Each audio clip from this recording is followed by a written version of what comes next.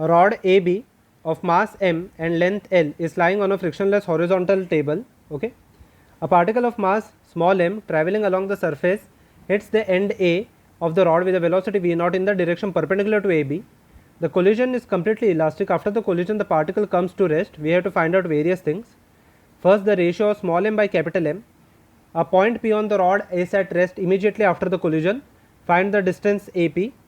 Find the linear speed of the point P at a time pi L into 3 V naught, okay, after the collision. Now, let me first say that this is the rod of let us say the length over here is equal to L and the mass is equal to capital M. Another mass of mass small m and a velocity v naught approaches the rod, and let this be the center of the rod. The collision, it collides with the A end of the rod over here. It collides with the A end of the rod with a velocity v naught. Okay. Now, first of all, since there are no external forces, since there is no friction or anything, since there are no external forces, I can say that the linear momentum will be conserved. Okay. I can say that the linear momentum over here will be conserved. Okay. So, I can say that m v naught will be equal to capital M into v. Okay. Let v be the velocity of the rod, of the center of the mass of the rod after the collision. Okay. Now, over here understand that the velocity of the center of the mass of the rod before the collision was 0, and after the collision the velocity of this mass is equal to 0. So, let this be the first equation. Okay. Since there is no external force, there will be no external torque. Okay, there will be no external torque. So, basically the torque over here should be balanced. Okay. So, let me find out the torque about point O. Okay, let me find out the torque about the point O. So, so I can say that since there is no external torque, I can say that the momentum will be conserved over here. So, let me find out in the momentum about point O or along this point. Okay. So, it will be equal to the angular momentum over here will be equal to before the collision it will be equal to m v naught into L by 2, and after the collision it will be equal to since this mass comes at rest, okay, this mass comes at rest, it will be equal to I into omega. Okay, I into omega over here. Okay, for this rod it is rotating about the center, so it will be equal to m v naught L divided by 2. The moment of inertia will be equal to capital M L square divided by 12. Okay, capital M L square divided by 12 into over here it will be equal to omega. Okay, so this will get cancelled out. This will be equal to 6. This will be equal to over here 6. So, omega and L will also get cancelled out. Omega over here will be equal to 6 m v naught divided by capital M. Okay, capital M divided by L. Okay, this will be the value of the angular velocity. Let this be the equation number 2. Okay, let this be equation number 2. Okay, equation number 1 gives me the relationship between v naught and v, and the equation number 2 gives me the relationship between omega and v naught. Okay, over here. Now, over here it is given that the collision is perfectly elastic. Okay, the collision is completely elastic. It means that the kinetic energy before the collision will be equal to the kinetic energy after the collision. So, what is the kinetic energy before the collision? It was equal to half m v naught square. Okay, and kinetic energy after the collision, the body comes at rest, the first body comes at rest, but the second body has both linear velocity as well as the angular velocity. So, it will be equal to half capital M into v square plus half I omega square plus half I omega square. Now, let me substitute the value. First of all, half 2 will get cancelled out. M v naught square will be equal to capital M. V square can be written as v square over here is equal to small m by capital M the whole square plus over here I over here was equal to I over here will be equal to ml square divided by 12 into omega square. Omega square can be written as 6m v naught divided by capital M into L the whole square. Okay, capital M into L the whole square. When I simplify this part, it will be equal to m v naught square. Okay, the v is written as into v naught. Okay, into v naught over here. Okay, so it will be equal to plus over here capital M square v naught square divided by capital M square over here. It will be equal to capital M square plus over here it will be equal to ml square divided by 12 into 36 small m v naught square divided by capital M square into L square. From this equation, the capital M will get cancelled out, v naught square will get cancelled out everywhere, okay, v naught square will get cancelled out everywhere, L square and L square will get cancelled out, capital M and M square will get cancelled out, this will be equal to 3. So basically it will be equal to M is equal to M square divided by capital M plus over here M square divided by capital M plus this will be squared over here M square. So it will be equal to plus 3M square divided by capital M. So basically M will be equal to 4M square divided by capital M, which implies capital M divided by small m will be equal to 4:1. We have got the first ratio, that is the first answer we have got. It is equal to 4:1. So small m by capital M will be equal to 1/4. Okay, capital M divided by small m over here is equal to 4/1. So small m by capital M will be equal to 1:4. Second thing we have to find out is a point P on the rod is at rest immediately after the collision. Is at rest immediately after the collision. Find the distance AP. First of all, understand that now when this body will strike, the rod will start rotating in this direction. Okay, the rod will start rotating in this direction with the angular velocity omega, but the center part also has a velocity v. Okay, the center part also has a velocity v. Let us consider a section over here. Let us consider a small section over here.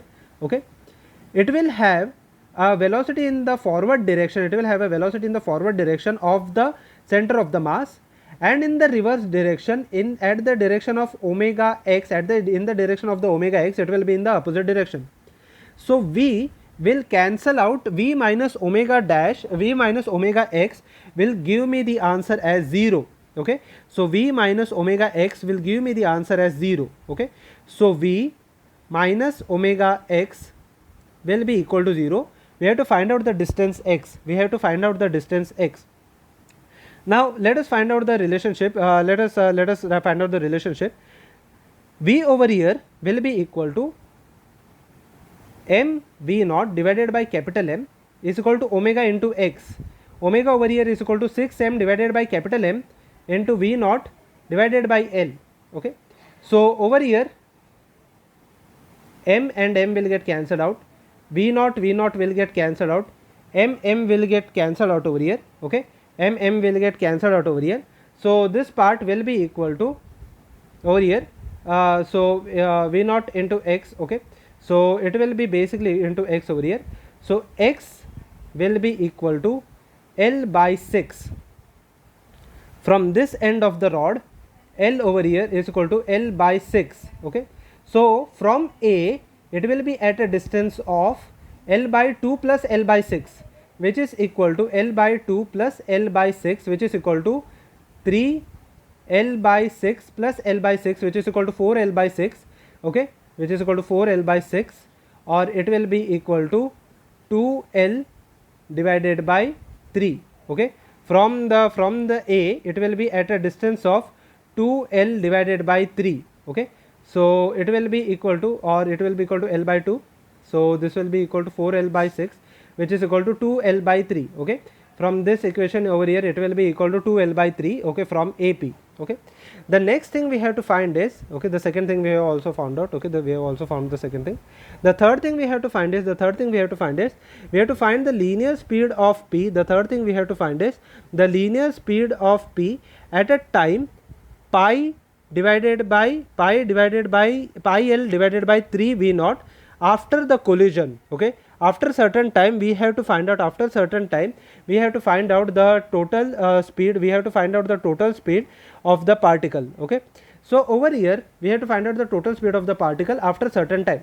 So what will happen over here? Okay, what will happen over here? Let us first find out the angle traced during that time. Okay, theta will be equal to omega t. Okay, theta will be over here equal to omega into t. Okay, so omega is given as omega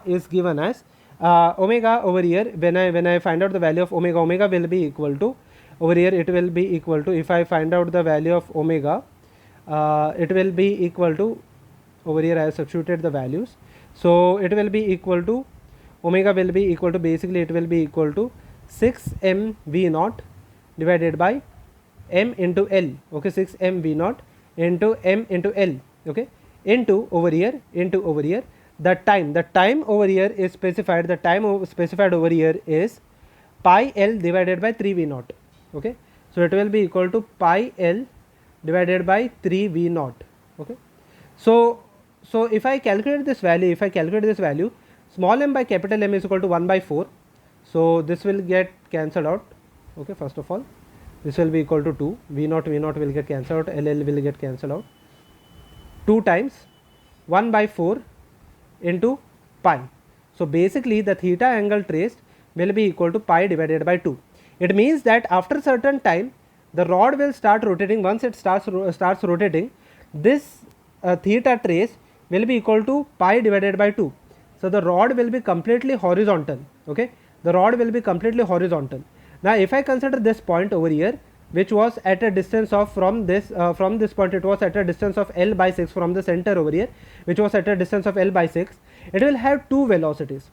First, the velocity of the rod, which is still going in the right hand side direction with the velocity v, and the second velocity will be in this direction. The second velocity will be in this direction. Let me call this as v dash, okay. Now how will I get the value of v dash?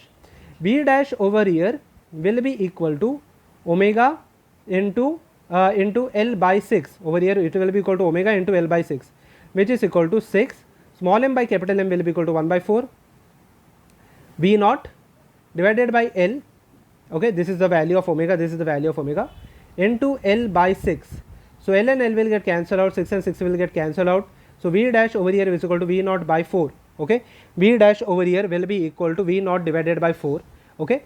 Now and v over here is equal to, if I find out the value, v over here will be equal to the relationship between the v and m and capital M, okay, or okay, fine, we got this first equation.